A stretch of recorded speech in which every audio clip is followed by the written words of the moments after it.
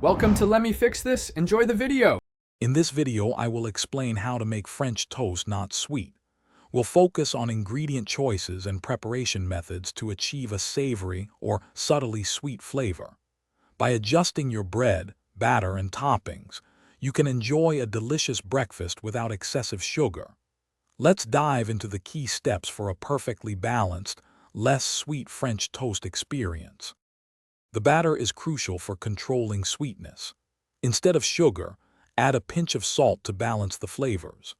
A dash of cinnamon and a small amount of vanilla extract can enhance the aroma without adding sweetness. Using heavy cream or half and half will give you a luxurious texture and flavor, making your French toast truly satisfying. Hey everyone, if you're finding these tips helpful, please hit that like button and subscribe to the channel for more great content. Quick recommendation: bring your space to life with the Echo Dot smart speaker. It's perfect for playing your favorite tunes while you cook up some amazing French toast. Check the description for the link and other fantastic deals. Now let's get back to the video. Proper cooking ensures your French toast is perfectly done and not soggy. Preheat your griddle to a medium heat setting. This prevents burning while allowing the inside to cook through. Cook each slice for about 2 to 3 minutes per side, aiming for a beautiful golden brown crust. This method guarantees a delicious, evenly cooked result every time.